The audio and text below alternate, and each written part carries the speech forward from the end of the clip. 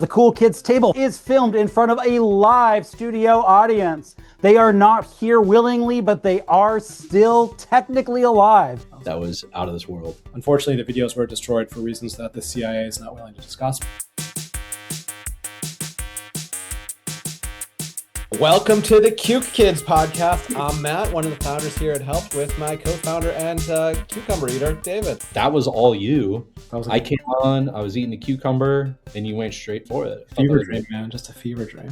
I do remember when we sat listening to Joseph Landis that it really felt like we were being educated. You know, you have to learn from failure. Not even failure. You have to learn from something that just doesn't go right. Looking back on all of the guests and thinking about, plenty of people had really enlightening, informative things to say about their domain of expertise. But I feel like Joseph's somebody that has had a storied career, and everything he was saying was just this big drop of wisdom. Why did we start the podcast?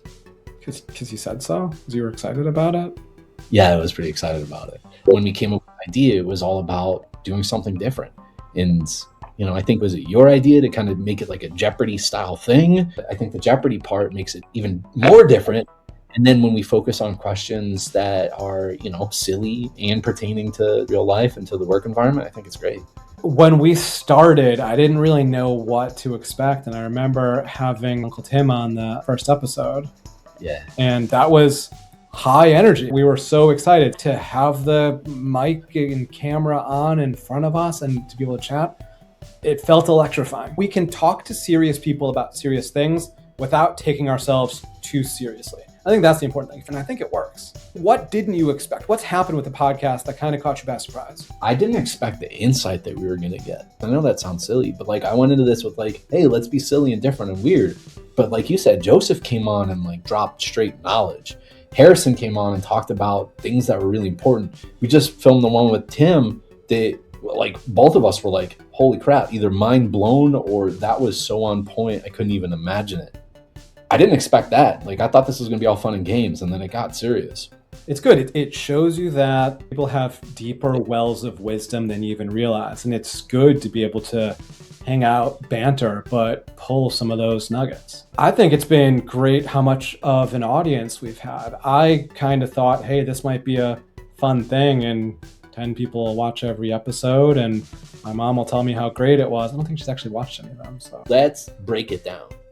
So the total views or listeners, because this is also, available on Spotify, was 11,350 over 20 episodes. So that's about 500 views or listens per episode. Maybe this is just one person who pressed refresh 11,348 times trying to listen to that one episode. It's technical error.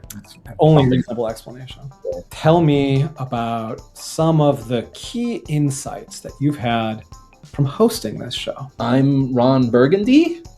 I've noticed that if I'm not literally reading the script and there's something that I need to say, I can't figure out how to say it.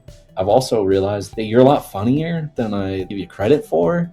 Maybe it's less often and, slightly quiet, but it's funny stuff. What's a pattern that you've seen across the guests? People are smarter than you realize. And it's something where people really put a lot of thought into what's going to be valuable. How do I differentiate myself so that people will listen to me? What have I learned over the years? What can I reflect on? What have I gained? Yeah, sure. Tim Golden, talk to him. Definitely a sharp guy. But when you get a chance to really get those nuggets of wisdom from him, you realize the depth of that intelligence. And that's, I think, been a pattern across all of our guests. And even though we're, not letting them prep for this at all, they're on the spot with these questions we're asking. They're giving thoughtful answers in the moment. I'm going to piggyback off of that and say that it's the passion, right? People are passionate about what they're doing, and that's coming through on the show because of the depth of the questions. But what do you want to evolve for the next season? I think diversifying a little bit and getting people with different viewpoints, different perspectives. A lot of the focus we've had has been on MSP tangential people.